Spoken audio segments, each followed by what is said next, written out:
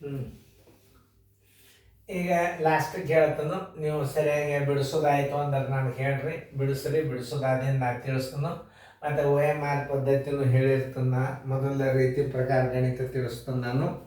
ಆ ಗಣಿತ ರೀತಿ ಪ್ರಕಾರ ಹೆಂಗೆ ತಿಳಿಸ್ತಾನೆ ನೋಡಿಕೊಂಡು ಆಮೇಲೆ ಆನ್ಸರನ್ನು ಹೆಂಗೆ OMRದಾಗ ಹಾಕಬೇಕು ಅನ್ನೋದು ಅದನ್ನು ತೋರಿಸ್ತಾನೆ. ಈಗ ನೀವು ಮ್ಯೂಟ್ ಮಾಡಿರಿ, ಬಿಡಿಸೋದಾದಿಂದ ವಿಡಿಯೋ ಆನ್ ಮಾಡಿರಿ. ಹಾಂ, ಈಗ ಎಲ್ಲರೂ ಲಕ್ಷ ಕೊಟ್ಟು ನೋಡಿರಿ. ಕೊಂಡ ಬೆಲೆ ಬರೋಬ್ಬರಿ, ಕೊಂಡ ಬೆಲೆ ಬರೋಬ್ಬರಿ, ಕೊಂಡ ಬೆಲೆ ಬರೋಬ್ಬರಿ 2500 ರೂಪಾಯಿ. ಅದನ್ನು ತಿಳ್ಕೊರಿ. 2500 ರೂಪಾಯಿ ಕೊಂಡ ಬೆಲೆ. ಲಾಭ ಬರೋಬ್ಬರಿ, ಲಾಭ ಬರೋಬ್ಬರಿ 625 ರೂಪಾಯಿ. ಆಮೇಲೆ ಕೇಳಿದ್ದೇನು, ಶೇಕಡ ಲಾಭ ಬರೋಬ್ಬರಿ ಎಷ್ಟು? ಇವೆಲ್ಲ ಲಾಭನೇ ಕೊಟ್ಟಾನ ಅಂತಂದ್ರೆ ನೀವೇನು ವಿಚಾರ ಮಾಡ್ಬಾರ್ದು. ಈಗ ನೋಡಿ, ಈಗ ಶೇಕಡ ಲಾಭ ಬರೋಬ್ಬರಿ, ಶೇಕಡ ಲಾಭ ಬರೋಬ್ಬರಿ 100 ಗುಂಡ್ಲೆ ಲಾಭ, 100 ಗುಂಡ್ಲೆ ಲಾಭ ಸರ್ವಾಸ ಬಾಗಿಲೆ ಕೊಂಡ ಬೆಲೆ. ಇದು ಪಕ್ಕ ನೆನ್ಪಿಟ್ಕೋರು ನೋಡಿ. ಲಾಭ ಇರಲಿ ಹಾಗೆ ಇರಲಿ, ಕೊಂಡ ಬೆಲೆನೇ ಬಾಗಿಸ್ಬೇಕು, ನೆನ್ಪಿಟ್ಕೋರಿ. 100 ಗುಂಡ್ಲೆ 625. ಕೊಂಡ ಬೆಲೆ ಎಷ್ಟದ? 2500 ಅದ ನೋಡ್ರಿ. ಇವೆರಡು 0 ಹೋದು, ಇವೆರಡು 0 ಹೋದು. 25 ಒಂದಲೇ, 25 ಎರಡಲೇ 50, 12 ಉಳಿತು. 25 ಐದಲೇ 125. ಬರೋಬ್ಬರಿ ಶೇಕಡ 25 ಲಾಭ. ಆನ್ಸರ್ ಈಸ್ ಈಕ್ವಲ್ ಟು ಶೇಕಡ 25 ಲಾಭ.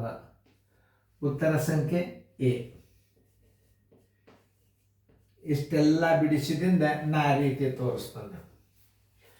ಇಲ್ಲಿ ದಶಮಾಂಶ ತೆಗೆದು ಬಿಟ್ರೆ ಎಲ್ಲ 25 ಬಂದ್ಬಿಡ್ತಾವೆ.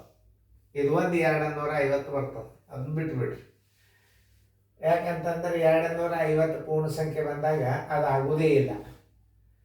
ಅದನ್ನು ತಿಳ್ಕೊಬೇಕು ನೀವು. ಯಾಕಂದ್ರೆ ಇದು 250 ಇಟ್ಟಾನ ಇಡವಲ್ಲ. ಆಮೇಲೆ ಈಗೇನು ಮಾಡಬೇಕು, ಲಾಭದೊಳಗೇನು ದಶಮಾಂಶ ಇಲ್ಲ, ಇಷ್ಟಂತೂ ನಿಮ್ಗೆ ಗುರ್ತದಲ್ಲ. ಇಲ್ಲಿ ಏನರ ದಶಮಾಂಶ ಅದನ್ನು ನೋಡ್ರಿ. ಇಲ್ಲ ಅಂದ್ರೆ ದಶಮಾಂಶ ಇರಲಾರ್ದ ಉತ್ತರ ಯಾವುದು? ಇದು ಸಡನ್ನಾಗಿ ನಿಮಗೆ ಉತ್ತರ ಸಿಗ್ತದೆ. ಇದು ದಶಮಾಂಶ ಇರಲಾರ್ದ ಉತ್ತರ ಯಾವುದು? ಅಲ್ಲಿ ದಶಮಾಂಶ ಇಲ್ಲ ಅಂದ್ರೆ ದಶಮಾಂಶ ಇದ್ದದ್ದು ಎಲ್ಲ ಬಿಟ್ಟು ಬಿಡ್ಬೇಕು ನೀವು. ಇದು 25 ಆಗ್ತದೆ, ಇದು 25 ಆಗ್ತದೆ, ಇದು 200 ಆಗ್ತದೆ. ಇದನ್ನು ಹಾರಿಸೇ ಬಿಡ್ಬೇಕು ನೀವು.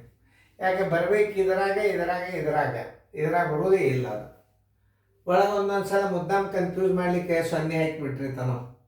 250 ನೀವು ತೆಗಿಲಿಕ್ಕೆ ಬೇಕು. ಯಾಕಂದ್ರೆ ಇದು 25 ಆಗ್ತದೆ, ದಶಮಾಂಶ ತೆಗೆದ್ರೆ ಇದು 25 ಅದ, ಇದು 25 ಅದ, ಇದು 250 ಅದ ಅಂದ್ರೆ ಈ 3 ಒಳಗೆ ಒಂದು ಉತ್ತರ ಆಗ್ತದೆ. ಇದನ್ನು ತೆಗೆದು ಬಿಡ್ಬೇಕು. ಆಮೇಲೆ ಅಲ್ಲಿ ದಶಮಾಂಶ ಇಲ್ಲ ಅಂದ್ರೆ ದಶಮಾಂಶ ಇರಲಾರ್ದು ಉತ್ತರ ಇದು ನೋಡ್ರಲ್ಲಿ ಉತ್ತರ ಬಂದೋದಿಲ್ಲ. ಇಂಥ ಗಣಿತಗಳನ್ನು ನೀವು ಏನಾದರೂ ಕಲ್ತ್ರಿ ಅಂತಂದ್ರೆ ನಮ್ಮಲ್ಲೆಲ್ಲ ವಿದ್ಯಾರ್ಥಿಗಳು 50 ಗಣಿತಗಳನ್ನು ನಮ್ಮಲ್ಲಿ ಅದು ಎಷ್ಟು ಫಾಸ್ಟ್ ಬಿಡಿಸ್ತಿದ್ದಾರಂದ್ರೆ ಅದು ನನಗೆ ಭಾರಿ ಖುಷಿ ಅನ್ನಿಸ್ತು.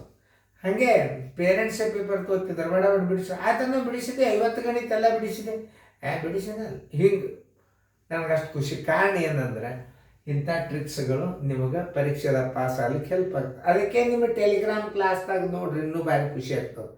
ಆ ಟೆಲಿಗ್ರಾಮ್ ಕ್ಲಾಸ್ನಾಗ ಈಗ ಸಡನ್ ಸ್ಟಾರ್ಟಿಗೆ ನಾ ಹಾಕಂಗಿಲ್ಲ, ಅದು ಹೇಳಿರ್ತಂದ. ಯಾಕಂದ್ರೆ ಮೊದಲು ನೀವು ಬೇಸಿಕ್ ಅಭ್ಯಾಸ ಕಲಿಬೇಕು.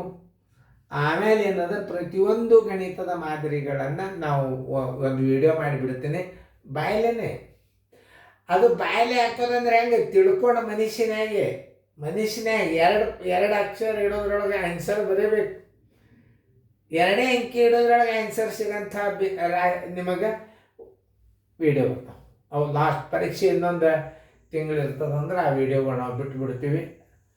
ನಾವು ತಿಳಿಸಿ, ನಾ ಕಲಿಸಿ, ನಿಮಗೆ ಟೈಮ್ ಕೊಟ್ಟಿರ್ತದೆ. ಇಷ್ಟೇ ಟೈಮ್ದಾಗೆ ವಿಡಿಯೋ ಡಿಸ್ಪ್ಲೇ ಬಂದುಬಿಡ್ತದೆ. ಅದು ನಾ ತಿಳಿಸೋದು ನೋಡೋಕಂತ ಮಜಾ ತಿಳಿಸ್ತೀನಿ. ನೋಡ್ರಿ ಟೆಲಿಗ್ರಾಮ್ ಕ್ಲಾಸ್ ನೋಡಿದಿಂದ ಗೊತ್ತಾಗ್ತದೆ. ಚೆನ್ನಾಗಿ ನೋಡ್ರಿ ನಾ ಹೆಂಗೆ ತಿಳಿಸಿನ ಅನ್ನೋದು. ಮುಂದಿನ ಪ್ರಶ್ನೆ ಬದಲಾವಣೆ ಆಗ್ತದೆ. ಈಗ ಲಾಭ ಕೊಟ್ಟನ ಮುಂದಿನ ಹಾನಿ ಬರ್ತದೆ.